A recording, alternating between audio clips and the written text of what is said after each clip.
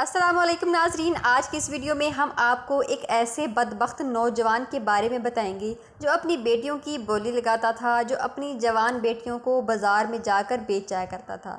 تو اللہ تعالیٰ نے اس پر کیسا عذاب نازل کیا، یہ عبرتناک واقعہ آپ ضرور سنیے گا۔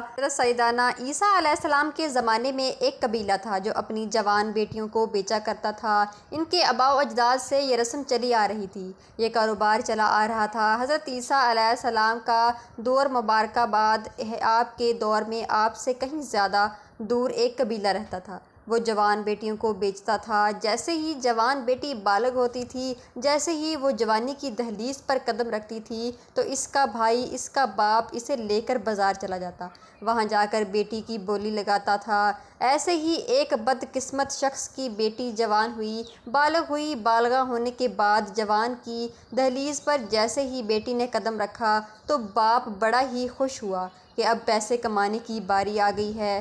باپ نے بیٹی کا ہاتھ پکڑا، بیٹی کو گھر سے نکالا، شہر کی طرف چلا گیا، بازار کی طرف چل دیا۔ چلتے چلتے، اٹھتے بیٹھتے، گرتے سنبھلتے، آخر کار بازار جا ہی پہنچا۔ جا کر بیٹی کی بولی لگائی، اعلان کیا کہ کوئی مجھ سے خوبصورت بیٹی خریدنے والا؟ میری بیٹی نئی نئی بالا ہوئی ہے، استغفراللہ، میری بیٹی نے جوانی کے دہلیز پر قدم رکھا ہے، میری بیٹی کمزوری کنواری ہے، دیکھنے میں تو پری ہے، اس کا چہرہ اس قدر خوبصورت ہے، اللہ تعالیٰ نے میری بیٹی کو اس طرح کا حسن و جمال دیا ہے کہ چاند بھی دیکھیں تو شرم آ جائے۔ باپ اعلان کر رہا تھا، بولی لگا رہا تھا، کوئی مجھ سے میری بیٹی خرید لے، میں اپنی خوبصورت بیٹی سستے داموں میں دینے کے لیے تیار ہوں۔ میری بیٹی اس قدر حسین و جمیل ہے کہ اس کا چہرہ اس قدر چمکتا ہے کہ 14ویں کا چاند بھی دیکھے تو شرما جائے۔ جو بھی اسے دیکھتا ہے بس دیکھتا ہی رہ جاتا ہے، جو بھی اسے دیکھتا ہے تعریف کیے بغیر نہیں رہتا۔ میری بیٹی کا اٹھنا بیٹھنا اچھا ہے، اخلاق والی ہے، اچھے کردار والی ہے، آج دیکھتا ہوں کس کی قسمت کا ستارہ چمکتا ہے، میری بیٹی کو خرید کر جاتا ہے۔ کون ہے اس خوبصورت لڑکی کی ڈیمانڈ پوری کرنے والا؟ کون ہے اس کی قیمت پوری کرنے والا، اسے خریدنے والا؟ اس طرح کی بولیاں لگا رہا تھا اور جوان بیٹی قریب کھڑی تھی۔ جیسے ہی جوان بیٹی نے باپ کے منہ سے اس طرح کے اعلانات سنے، اس طرح کی باتیں، اس کے جملے سنے تو بیٹی کانپنے لگی، بیٹی رونے لگی، خون کے آنسو بہا کر کہنے لگی، حضور، میرے جیسی بیٹیاں بہت مل جائیں گی آپ کو، لیکن آپ جیسا باپ مجھے نہیں ملے گا۔ ابا، مجھ پر رحم کرو، مجھ پر ترس کرو، ترس کھاؤ، مجھے کیوں فروخت کر رہے ہو، مجھے کیوں بیچنا چاہتے ہو، کیوں اپنے نام پر بدنام دھبا لگانا چاہتے ہو؟ ابا، میں تمہاری بدنامی کا ذریعہ نہیں بننا چاہتی۔ ابا، مجھے مت بیچو، مجھے اپنے پاس رکھو، جب تم بوڑھے ہو جاؤ گے نا تو پھر میں تمہاری خوب خدمت کروں گی۔ اب بات جس طرح میں تمہاری خدمت کرتی چلی آ رہی ہوں، تیرے بخار کو اپنا بخار سمجھوں گی، تیری ہر پریشانی کو اپنی پریشانی سمجھوں گی۔ مجھے کھانے کے لیے روٹی نہ دینا، پینے کے لیے پانی نہ دینا، بس رہنے کے لیے چھت دے دینا، یہی احسان میرے اوپر کافی ہے۔ میں بس تمہاری ساری زندگی تجھے ابا ابا کہہ کر پکارتی رہوں گی، خوش ہوتی رہوں گی، تیری خدمت کرتی رہوں گی۔ بیٹی رو رو کر فریادیں کر رہی تھی، ابا، مجھے کسی کے ہاتھوں میں مت بیچو، پتہ نہیں کوئی مجھے خرید کے جانے والا میرے ساتھ جانوروں کا سلوک نہیں کرے گا، میرے ساتھ درندوں کا سلوک نہیں کرے گا۔ آج کس کس کا رونا رویا جائے، وہ تو کل کی بات ہے نا، وہ تو پرانے دور کی بات ہے۔ آج کا اگر رونا رویا جائے، آج کی اگر بات کی جائے، جس دور پہ نازاں تھی دنیا، اب ہم وہ زمانہ بھول گئے، اوروں کی کہانی یاد رہی، خود ہوش میں آنا بھول گئے۔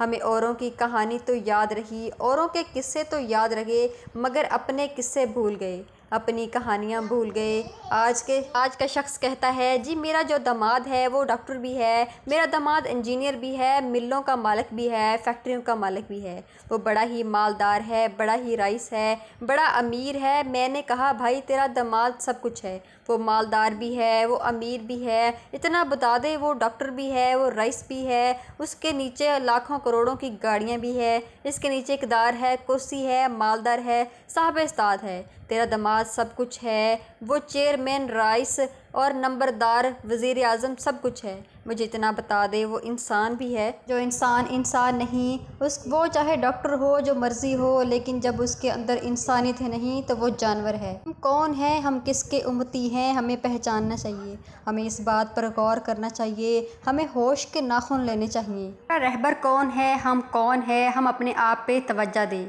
جس قوم کو اپنے آپ کا پتہ نہیں، اس قوم کے پلے رہ کیا جاتا ہے۔ اللہ اکبر۔ وہ اپنی بیٹی کے بارے میں بولی لگاتے ہوئے کہ میری بیٹی بہت خوبصورت ہے، جو بھی اسے خریدے گا، جو بھی اس سے شادی کرے گا، ایک رات گزارے گا تو مجھے دعائیں دے گا۔ اس طرح کی نزیبہ باتیں کر رہا تھا۔ وہاں سے حضرت سیدنا عیسیٰ علیہ السلام کا گزر ہوا۔ وہ لڑکی رو رہی تھی، خون کے آنسو رو رہی تھی اور بار بار کہہ رہی تھی، ابا مجھے مت بیچو، مجھے مت بیچو۔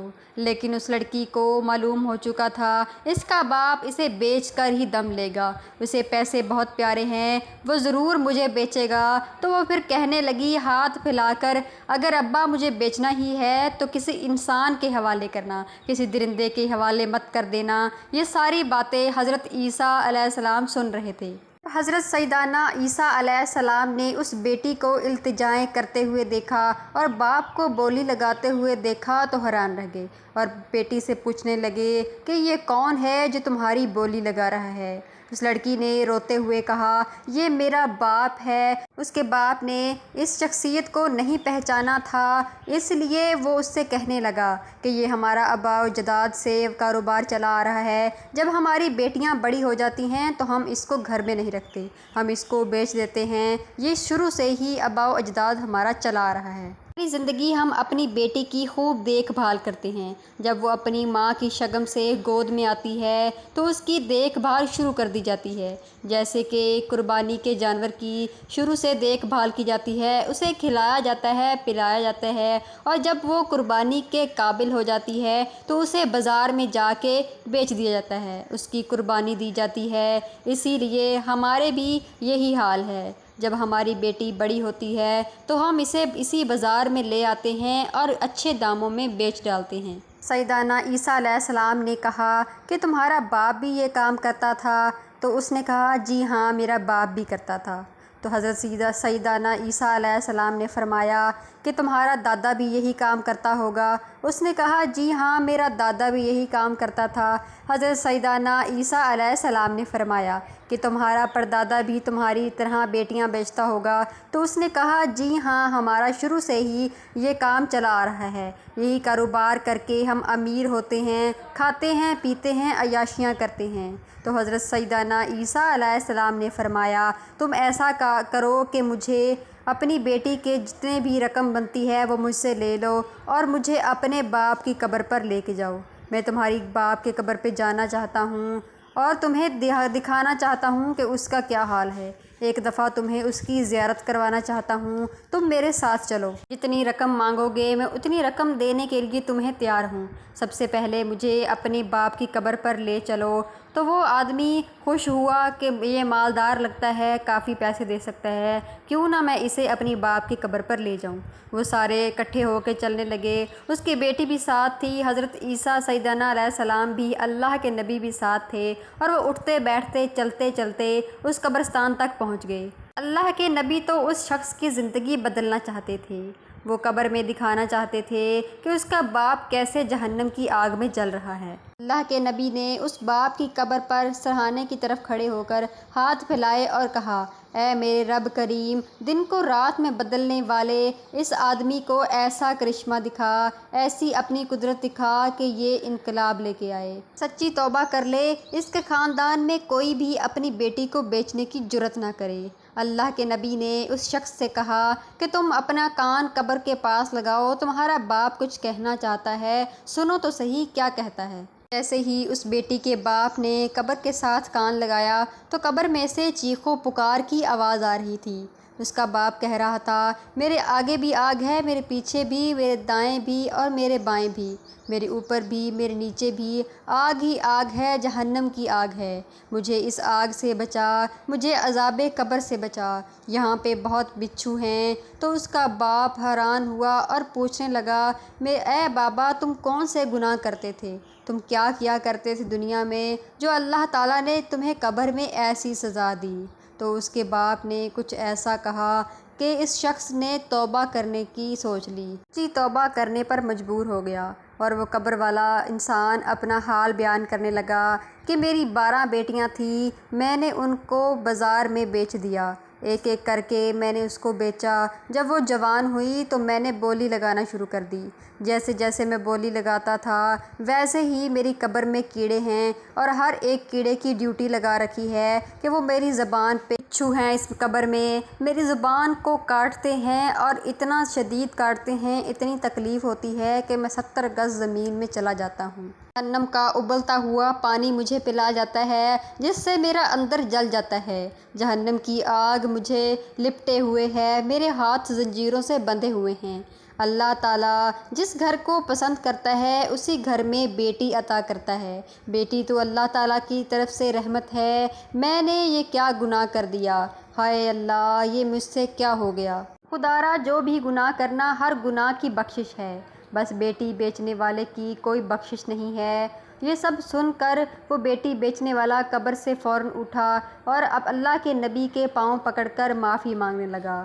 اس شخص کو کہنے لگا میں تمہیں نہیں پہچان سکا، لیکن اب مجھے پتہ چل گیا ہے تم اللہ کے نبی ہو۔ اس کے سامنے گڑ گڑا کے معافی مانگنے لگا اور کہنے لگا تم اللہ سے کہو اللہ مجھے معاف کر دے، آج کے بعد کبھی ایسا نہیں ہوگا، میں سچی توبہ کرتا ہوں، میرے خاندان میں کوئی بھی اپنی رحمت کو بیچے گا نہیں، میں تو کیا کوئی بھی ایسا کام نہیں کرے گا، کوئی ایسی جرت نہیں کرے گا، مجھے اللہ سے معافی دلوا دو۔ ناظرین، بیٹیاں تو گھر کی رحمت ہوتی ہیں، وہ تو گھر کی رونق ہوتی ہیں، جب وہ رخصت ہوتی ہیں تو وہ رونق بھی ساتھ لے جاتی ہیں، ماں باپ کے نخر و ناز بھی ساتھ لے جاتی ہیں، اور جب وہ اپنے بھائی کا باپ کا جوتا پالش کرتی ہیں تو خود پہ فخر محسوس کرتی ہیں کہ وہ اتنا اچھا کام کر رہی ہیں، وہ بہت خوش ہوتی ہیں۔ حضرت محمد صلی اللہ علیہ وسلم نے فرمایا جس کی 3 بیٹیاں ہوں اور وہ اسے حلال کا لقمہ کھلائے، اس کو اپنی استاد کے مطابق پڑھائے، شریعت سکھائے،